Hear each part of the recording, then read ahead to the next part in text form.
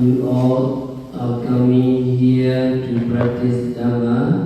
Today we have to listen the qualities of Dhamma and Dhamma practitioner.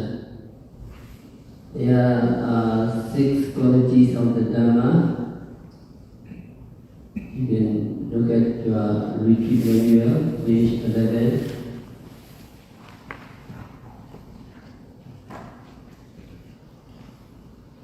Six qualities of the Dhamma, Dhamma guna.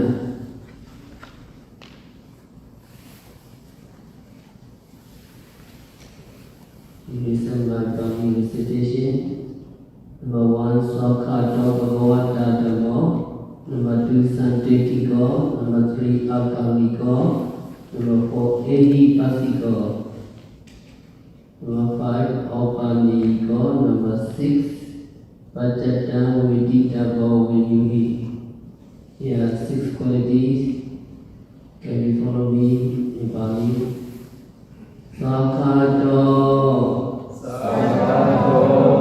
Bhagavata Dhammo Santitiko Akaliko Ehipasiko Aupaniko Pajatang Viditabo Vinyuhi. Follow me. Sayādaw Bhagavata Dhammo Santitiko Akaliko Ehipasiko Aupaniko Pajatang Viditabo Vinyuhi.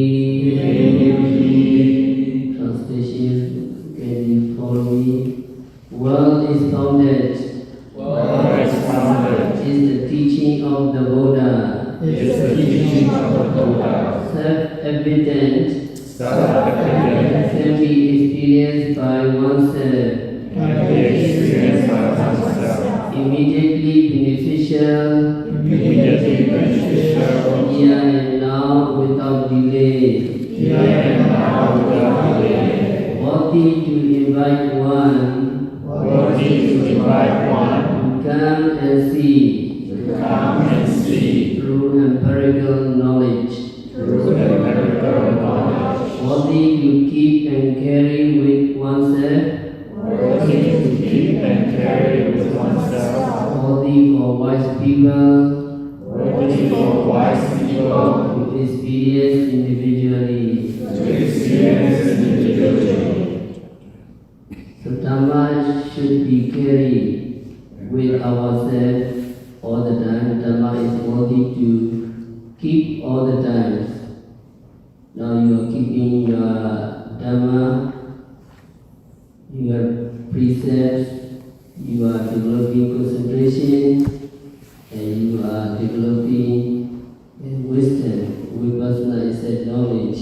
So this is number 5 qualities of Aupaniko. Dhamma is worthy to keep and carry with oneself.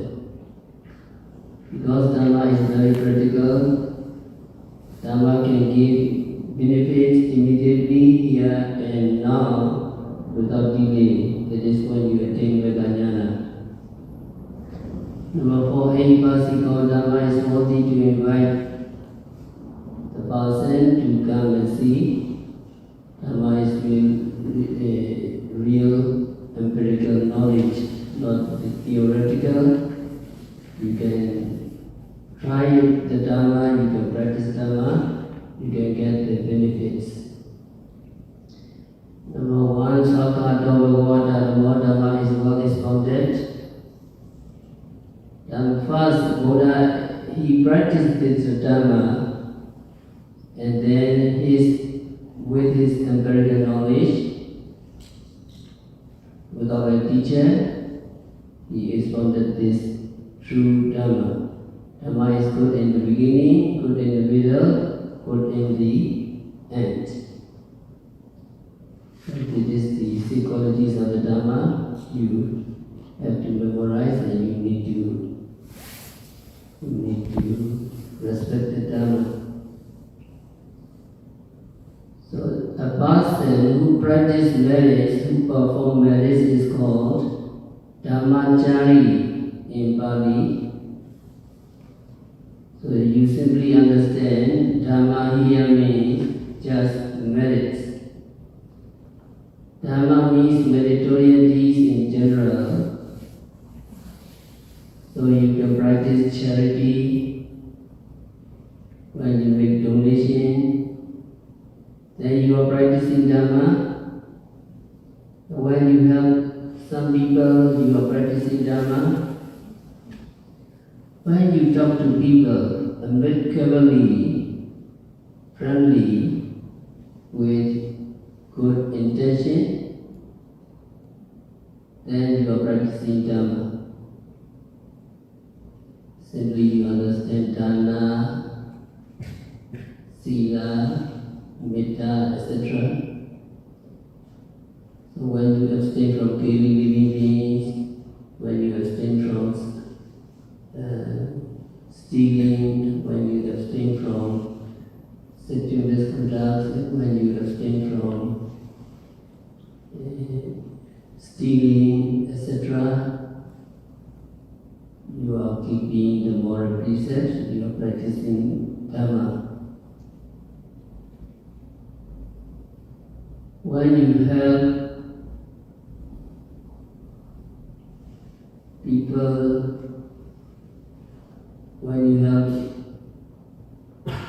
doing good marriage and community works and so on, you are practicing Dhamma also. And also, we get to practice meditation. Is you are really practicing Dhamma. There is one verse which appears many times in the text and the commentaries. The Pali is Dhammo Virakati Dhammacārī. Dhammo Suceno Sukama Vahati Esanisanso Dhamme Sucene Natokute Kijati Dhammacārī. That means the Dhamma protect the person who practices it. The Dhamma well practiced produce happiness. This is the benefit of the Dhamma well practiced, that a person who practices Dhamma does not go to existence of suffering. Dhammacārī.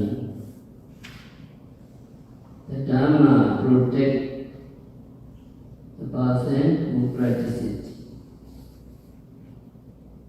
Here, Rakati, protect means Dhamma protect you from falling to the four woeful state.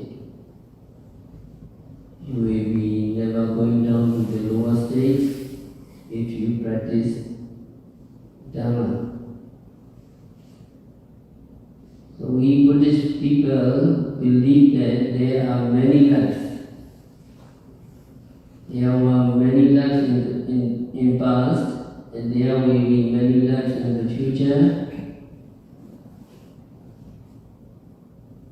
And those lives can be good or happy lives. Those lives can be bad or unhappy lives. If we cannot achieve total purification of mind in this life, that is, if we do not become arahants in this life,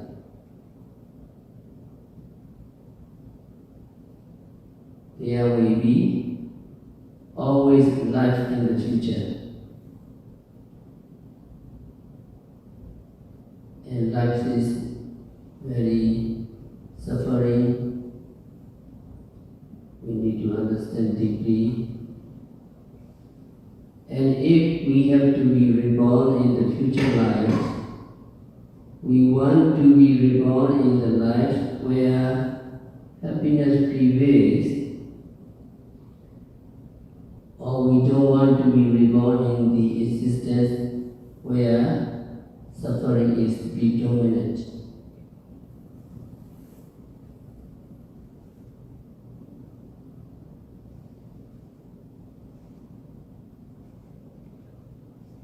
In order to avoid going down to those woeful states, and in order to be reborn in happy states, what we need to do? We need to do something. We need to practice Dhamma. The practice of Dhamma can keep us from falling down to those states and help us to be reborn in better existences. So the Dhamma we practice protects us from falling down to the woeful states. If the Dhamma is practiced with a view to getting out of the realms of suffering, this practice of Dhamma can lead us eventually to getting out of these realms of suffering.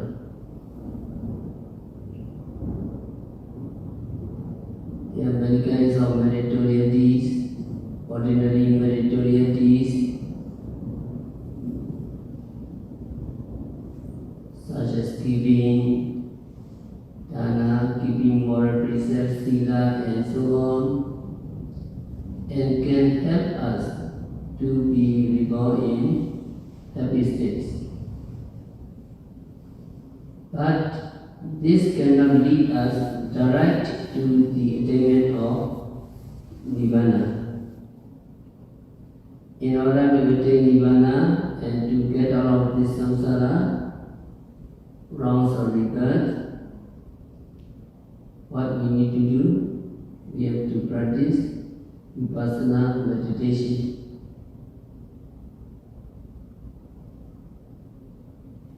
So vipassana meditation can lead us to that goal. But the meritorious deeds we do in the form of charity, keeping precepts and so on, can help us to be reborn under circumstances where we get the chance to practice vipassana meditation.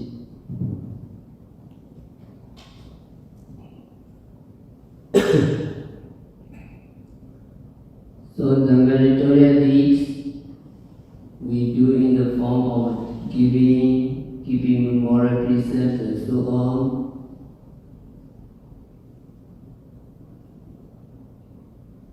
can ultimately or through some steps send us or help us to the opportunity to practice vipassana meditation.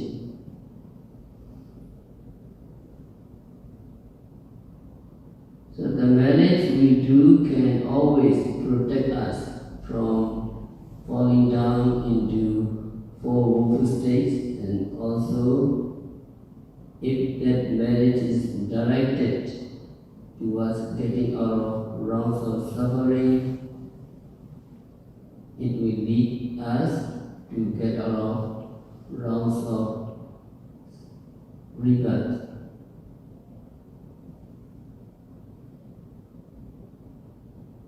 And then it says, Dhammo sujeno sukham mavayati. Dhamma well practiced produce Sayādaw in Bali. Well practice means practice with understanding of the karma and its results. People believe in the law of Dhamma. Buddhists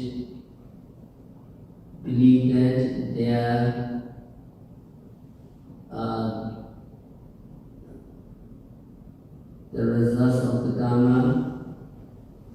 The karma may be either good or bad, so the results are also good or bad. Buddhists believe in the law of karma, and this belief is not just blind faith, but belief founded upon understanding. With this belief, you do meritorious deeds. When meritorious deeds are done with this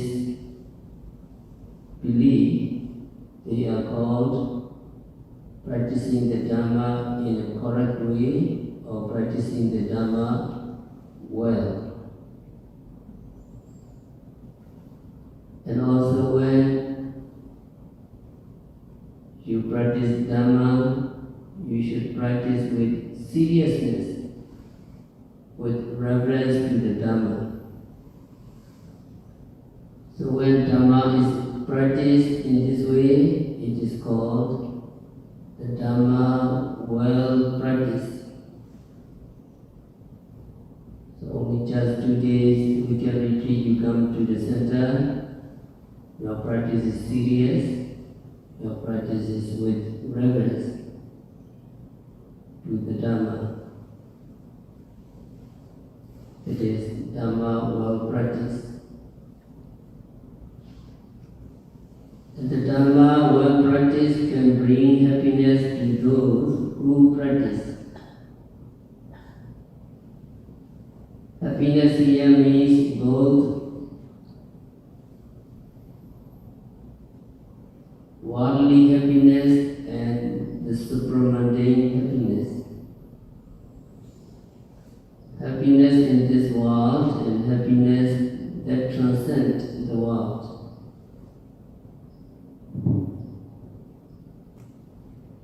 Happiness in this world means rebirth in happy states, rebirth in human world or rebirth in the celestial worlds. And supramundane happiness is the attainment of enlightenment. So these two kinds of happiness, the Dhamma well practice can bring. Here again, in order to get the supramundane happiness, we are not to be satisfied with just doing the general meritorious deeds like giving and keeping moral precepts, but we have to practice vipassana meditation.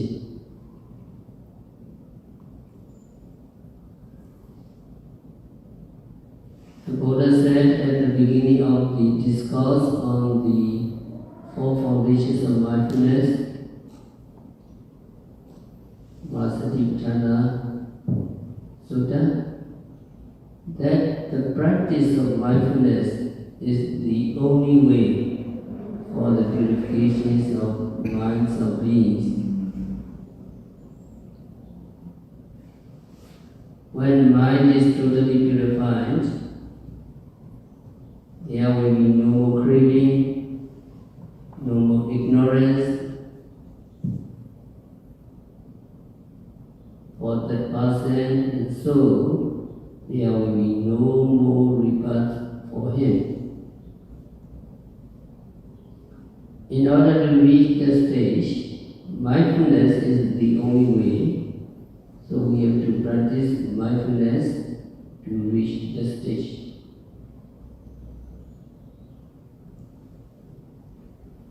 Mindfulness practice following the instruction given in the discourses and given in the commentaries will lead us to our goal, that is to attain enlightenment or to achieve total purification of our mind.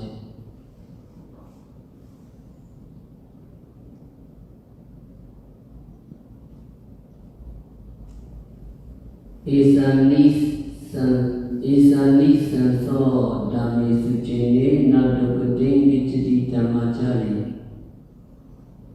That means this is the benefits of the Dhamma, well practiced, that one who practices does not go to the woeful states.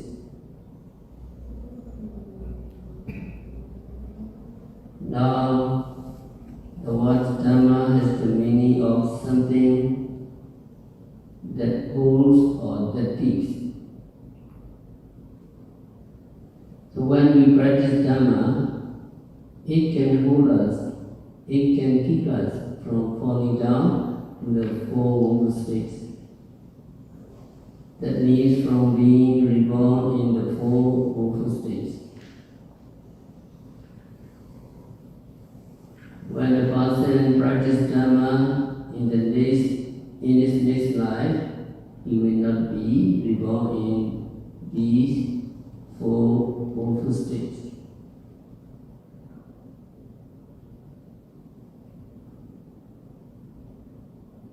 Now you practice Dhamma, whether it is the ordinary practice of charity and keeping moral precepts or practice of meditation, you get instant happiness.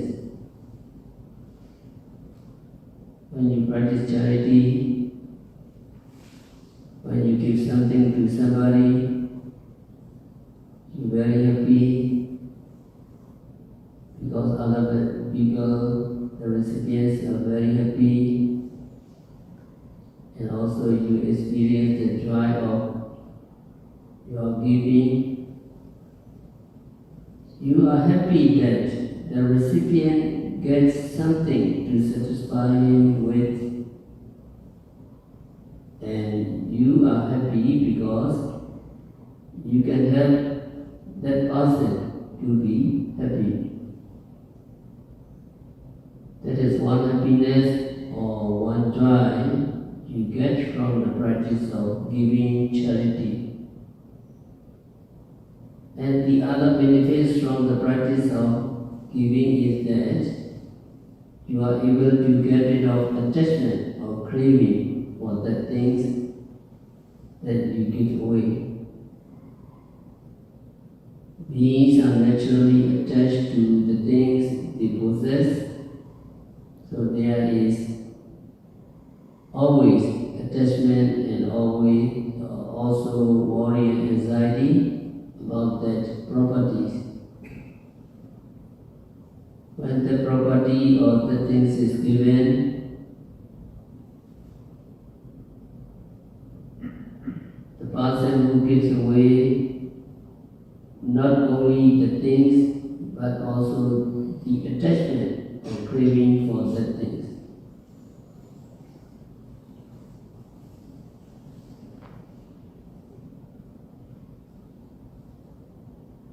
When craving or attachment is got rid of, the mind becomes clear, and so there comes happiness.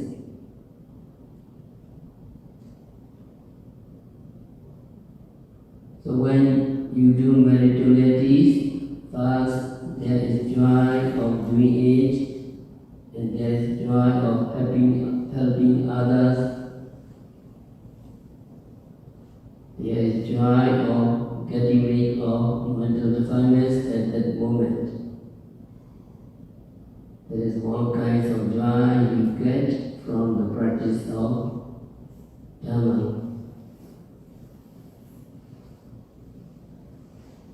The other joy is when you experience or enjoy the benefits of that act. or enjoying the benefits of that meritorious deeds.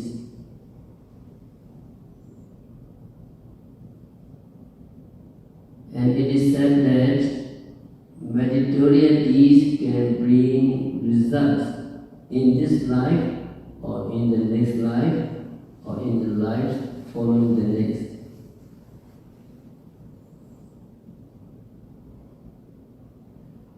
Most people think that when they do meritorious deeds, they will get the results in the next life.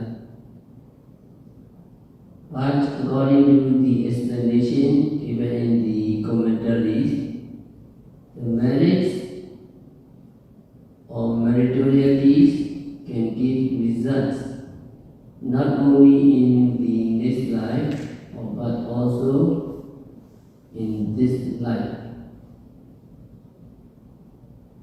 So they get results from the practice of Dhamma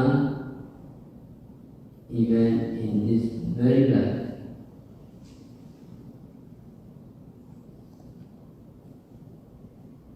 Long ago, there was a Dhammacārī family or Dhammacārī clan in India. And it is said that the Dhammacārī family members of that clan did not die young and they lived long life.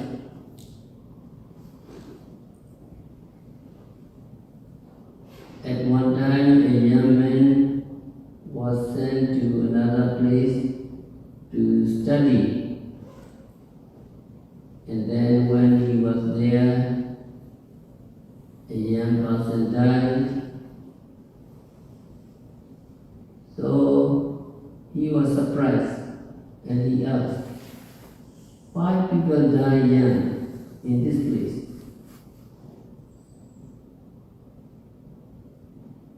Then other people asked him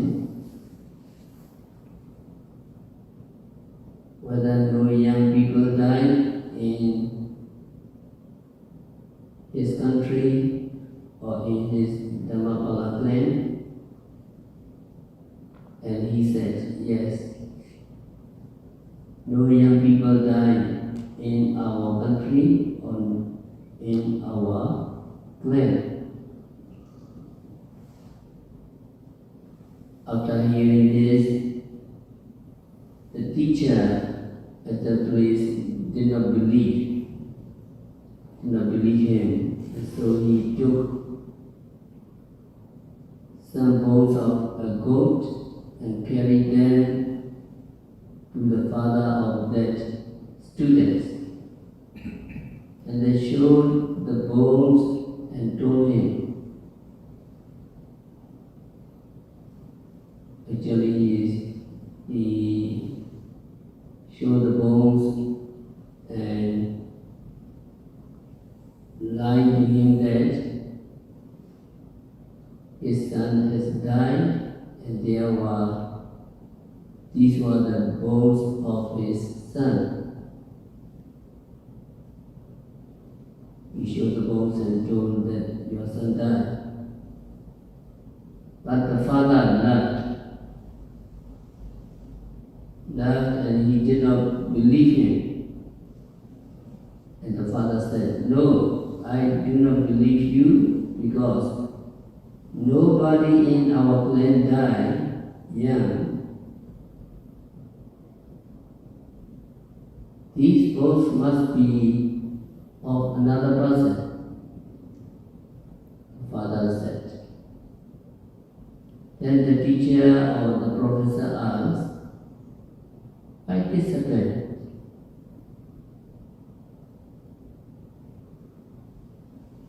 He said in short that our clan died, our clan do not die young because we practice Dhamma, we keep moral precepts, we practice charity and we help each other,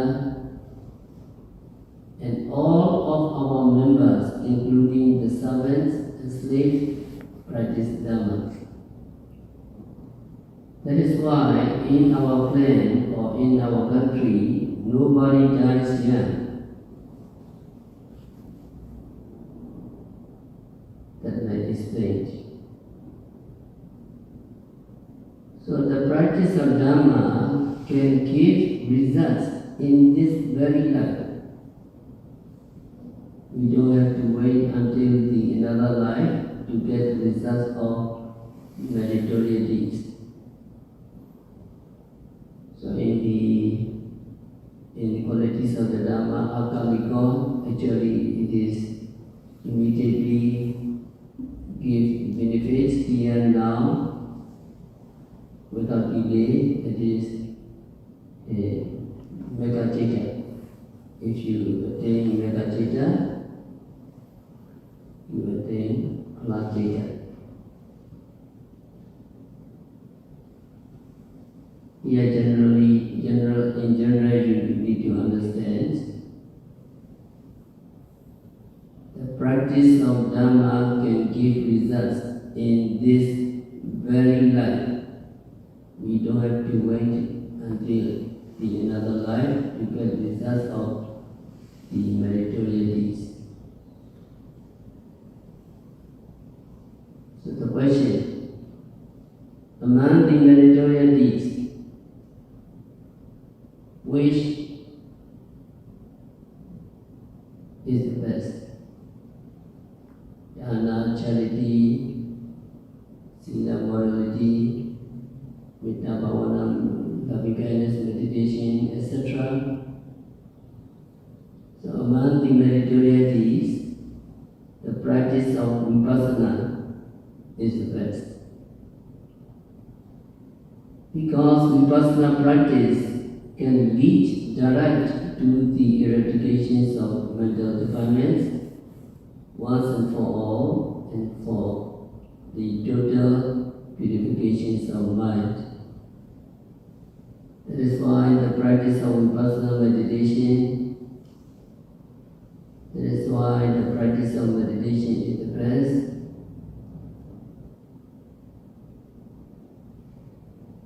Vipassana meditation is actually mindfulness meditation, keeping ourselves mindful of the object at the present moment.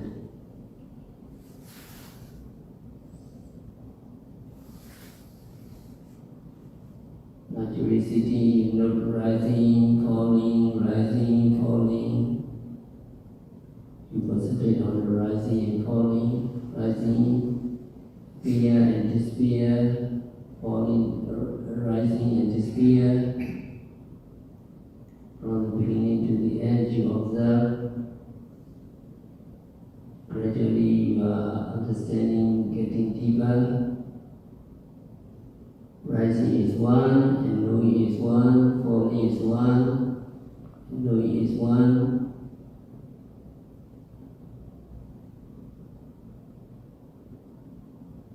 Before rising and falling, you have the intention to breathe in, intention to breathe out.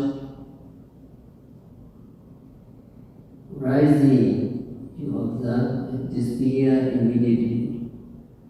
Falling, you observe and quickly despair.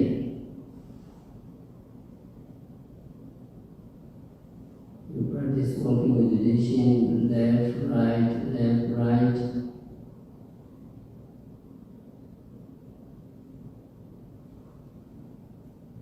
And hearing the sound, notice hearing.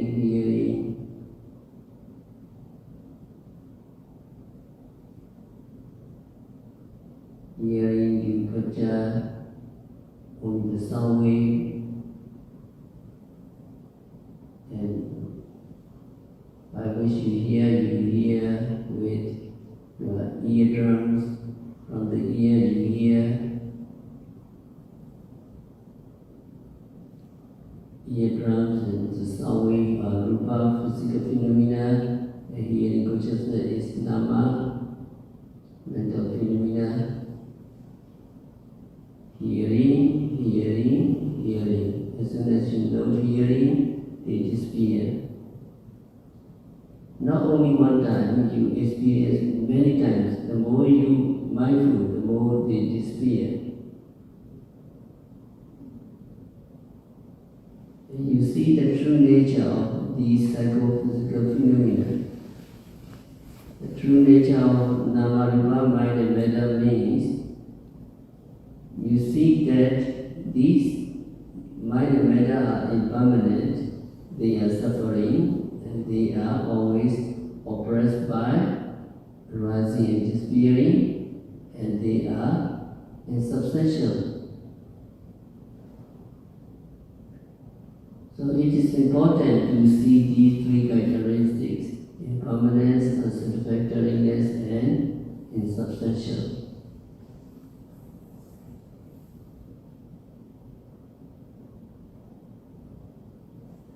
Only when you see these three characteristics, you will get weary with mind and body, and that will ultimately lead to the attainment of enlightenment.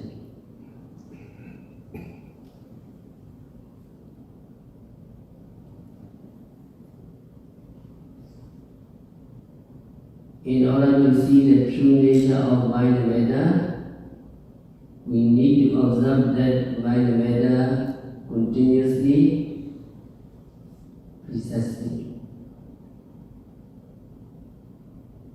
We need to look at these phenomena so that we see it clearly, we see what it is, we see its specification, and so on.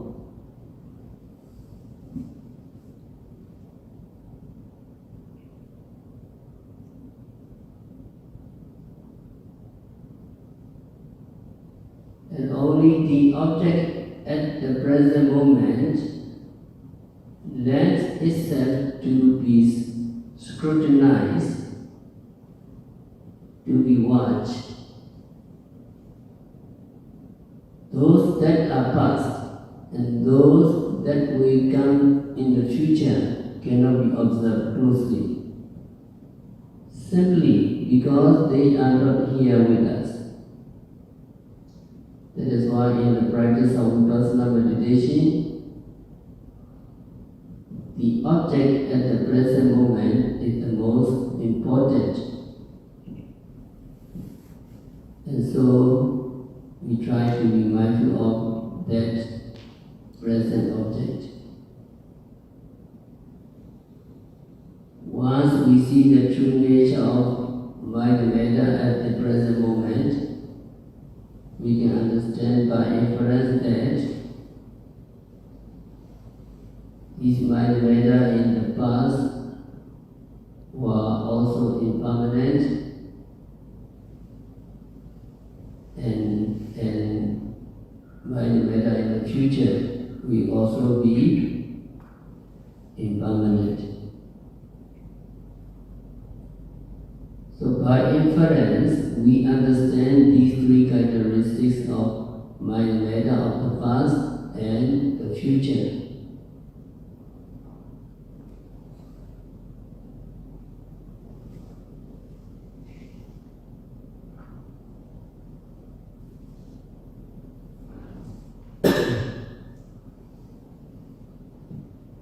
But in order to see thoroughly the three characteristics, we have to observe, we have to be mindful of the object at the present moment. So when we practice Vipassana meditation, we try to be mindful of the present object.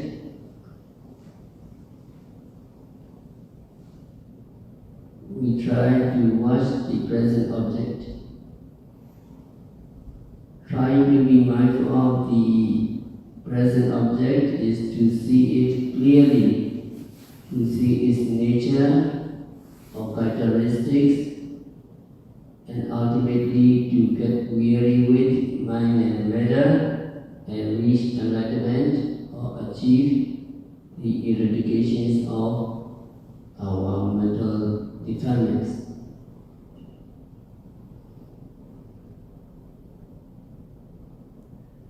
When we practice vipassana meditation, we are practicing Dhamma, and so we will get the benefits of the practice of Dhamma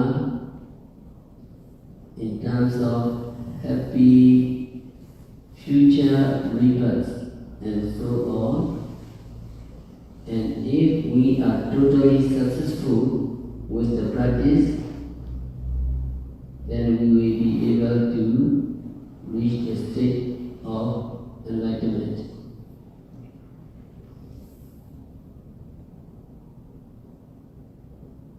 We will be able to achieve the total purification of mind, and so there will be no more suffering in the future.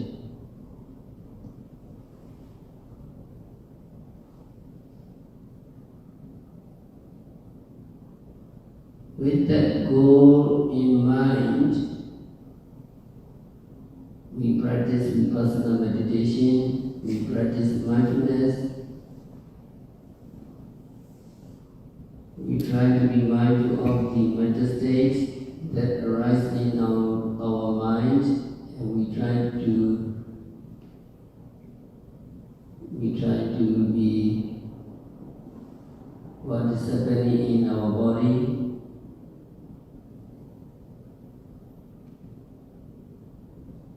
We try to be mindful what is happening in our body. Actually, we try to be mindful of everything that becomes prominent at that moment.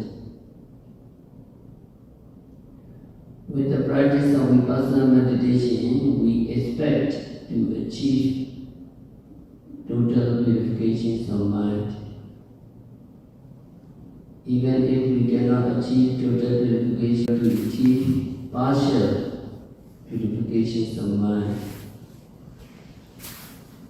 Even partial purification of mind is much better than not getting the purification at all. So with that purification in mind, we practice vipassana meditation in these days.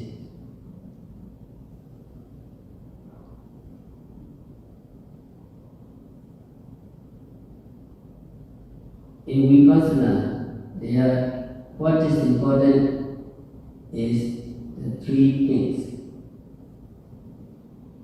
Number one is the present object. To be mindful of the object at the present moment. That is one thing. The other thing is to pay attention to the object. To take the object as it is and not with any addition of our own, no judgment, no speculation, no analyzing, and so on.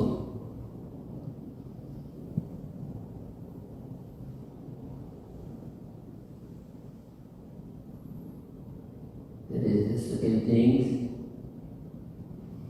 And the third thing is not to have expectation. It is important that we do not have too much expectation.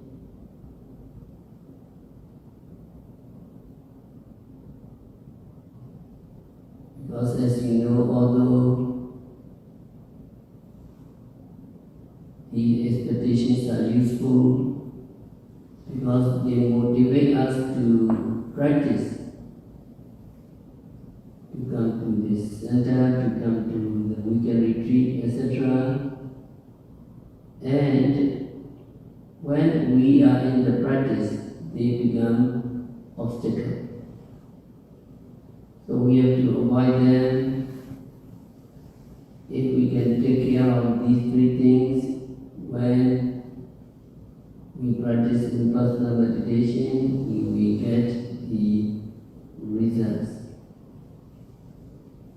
So if we want to get the results, we will not get the results because there is desire, there is attachment there. So vipassana practice is very delicate. But we leave the desire alone, we leave the expectation alone, just be mindful of the object at the present moment. It's very simple and very clear. We just mindful of the object at the present moment. We stay in the present moment, we enjoy being in the present moment, and then the benefits will come. That is what vipassana is about. We have to stop our discourse for today. We practice the Dhamma, we practice charity, morality, metta bhavana, loving kindness, meditation. Especially, we practice vipassana meditation continuously.